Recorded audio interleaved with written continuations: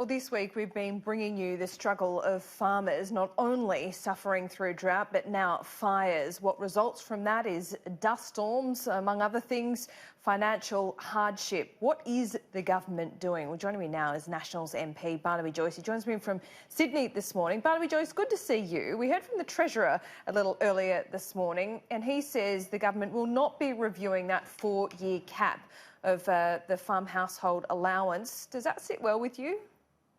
Well, when we started with the farm household allowance, Laura, there was only, with the Labor Party's form of it, there was only 367 people who got it, 367.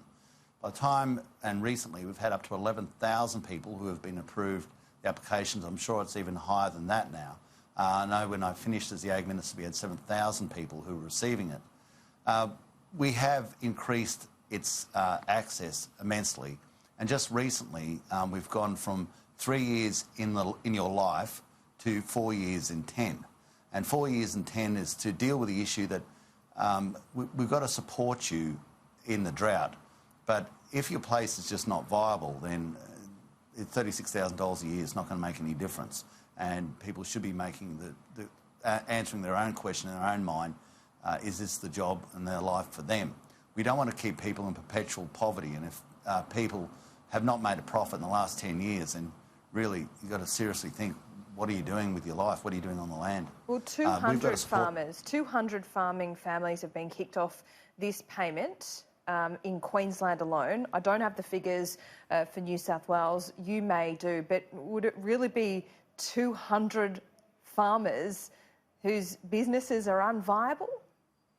Well, we have to understand that this payment was set up to support people for a short period of time. It's not in perpetuity. It's not like the dole. And we've got to make sure that people clearly understand it. The amount that they get would not support a farming operation, keep the dignity in the house, and keep groceries on the table, and help pay the bit of the fuel and the chemist bill, but the expenses of a farm are vastly greater than $36,000 a year. Now, I absolutely feel for the people who are coming off farm household allowance. And yes, there's always more that you wish to do. But the purpose of this payment, as agreed by both sides of politics, unless we want to change that policy, is to assist people for not an unlimited period of time, but for a period of time. And we believe that 4 years is a reasonable period of time. If further discussion needs to happen down the track, then let's have that. But, you know, I'm not going to... The other alternative is we go back to what the Labor Party had, which no one really got access to it. Yep, OK. Well, look, it is complicated. There have been complaints that the process of actually getting these subsidies is too complicated. We see a headline figure of $7 billion in drought assistance for farmers. In your heart of hearts, do you believe everything that can be done from a government perspective is being done, or can you do more? I think the big issue is construction of water infrastructure. We must get into that space. But that's no good for these farmers, though. I mean, what are you going to do building dams now if the rain doesn't fall? Well, no, well, first of all, it is going to fall, and we can only prepare for the next drought by constructing the infrastructure now. We can't really prepare for this drought because it's on top of us. But if we don't actually start constructing further, you know, in a substantive way, and I know we're doing a lot in Tasmania, and I know that the state Labor government is holding us up at Rookwood Weir, and I know Emu Swamps has been approved, but we've got to get into it. And the state government has a large responsibility in this because they are the regulating body. It is an asset owned by the state. And so we have to have this streamlining of regulations, of legislation, removal of bureaucrats who stand in the way. And I commend Melinda Pavey at a state level here in New South Wales for her strong statements that that's precisely what she's going to do. Yeah. And I also see from Minister Rob Stokes that he's now put his shoulder to the wheel. Yeah, but he's not getting rid of the Planning Commission. Would that be a good step? Well, I hope that they understand that it's not just the construction of the dam for the next drought. It's actually the economic stimulus that comes to the people in the cartage industry. OK, there's a lot of talk at the moment. Barnaby Joyce, when are we going to see action? Well, once the state government irons out all the regulatory imposts that stop us getting a dozer on the ground, and at a federal level, I'm not shying away, we've got problems as well. We have to review the EPBCE Act, the Environmental Biodiversity and Conservation Act, because frogs come before people. And, you know, we've got to understand that without water, our primary responsibility to the economic growth of regional towns is lost. Now, I'm hoping that the state government, the federal government get together, iron out these issues. I believe that they are by the statements of Melinda Pavey, Rob Stokes and the decision by the Prime Minister that this is at the forefront. Therefore, it's an item that it's the iconography of how you get judged, whether you can build a dam. And what it delivers to towns is the concrete sales, the cartage sales, the labour to build it, the sense of hope that there is a future. That is one of the reasons. The economic stimulation that comes from this infrastructure project is critically important to the economies of the towns proximate to where they're building these dams. It sounds like you want your job back as drought envoy, do you? Look, I will take any job that's ever offered to me, and I do it to the very best of my ability. And it was annoying last time, especially when they brought up all that crap about, oh, you didn't do a report. I did umpteen reports.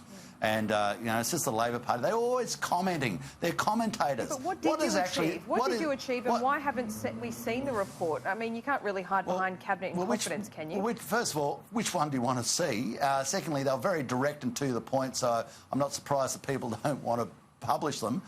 What you would see there is you think that they'll be hard to stomach? You think those reports will be hard to stomach? That's why they're not being released? What you would see is the drought community programs driving for $1 million to go to councils. You'd also see that we've got to have concessional loans to get people back on their feet. And now what we have seen is councils getting $1 million each to keep their electricians, their plumbers, their fitters and turners in a job. We've seen a $200,000 concession loan. Interest-free for 2 years, interest only for 3 years after that. But any theories, Barnaby, Joyce, as to why this report hasn't been made public? Well, I'm not responsible for publishing reports. I was responsible for sending reports. And of course I know what's in it. I wrote it. And and what I get from the Labor Party is they don't have a policy apart from commentary. What is their policy? You've done all that work. What is their policy? And it's not being reported. It's not being made public. Not really. I always used to say that we need streamlining and an expansion of the farm household allowance. We got it. I said we needed a stimulus to economic communities based on sort of shires. We got it. I said we needed a greater access to Regional Investment Corporation, a corporation that with the National Party we set up based in Orange. We got it. How many recommendations did you make in total? And I said over and over and over again, we need more dams. We need more dams. We need more dams. And they're building it. Emu Swamp, Rookwood Weir, dams down in Tasmania. I hope that the Prime Minister, in very short order, announces further dams because these are critically important. And if you go round the countryside, I just got out of a car then. You know what he's asking for? Further dams. And this is Sydney. Sydney. You've seen droughts before. Is this one different? Yep. Yeah, it's for the New England, for Northern New South Wales, worst one on record. You've got to understand that in the whole concept, Australia is actually getting slightly wetter, but there are certain areas in this drought that are absolute record. Northern New South Wales, sections of Queensland, it looks like Palestine. The only thing that's missing is Jesus walking around. It is so dry, but you've got to keep a sense of hope there. It is going to rain. It is going to get better. And you can't walk around saying this is the end of the world. That does not help anybody. And we're hoping in Northern New South Wales that we get a few showers at the moment. Had terrible bushfires there, 2 people killed, absolute tragedy. And we've got to make sure that we do what's ever within our power to mitigate the effects. You can't make it rain, but mitigate the effects. For this new severity? Well, of course it's climate change because they've got a record drought. You can't get that. But I know what the trap you're setting is, that human-induced climate change. Oh, well, I'm setting one for myself that I'm going to answer your question before you get to it.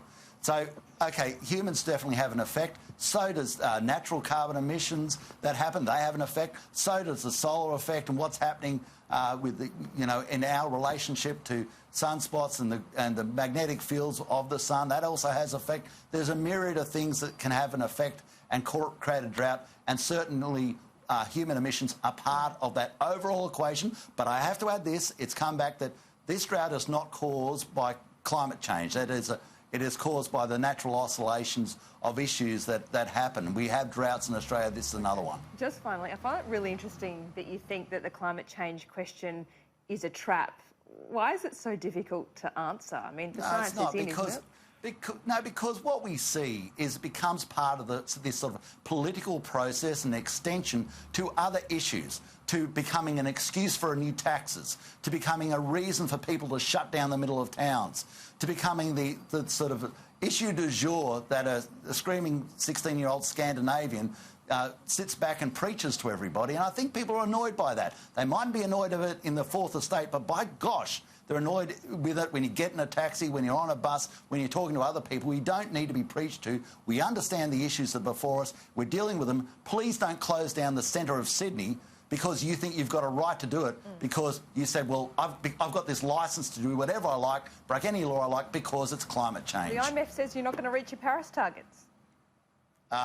Well, I believe that we are, and you know, if you want to take it to a step where you send Australia broke, well, you guys be the first ones to turn off your lights and shut down your elevators and get out of your building. Lead by example. Barnaby, Joyce, appreciate your time. Always a pleasure.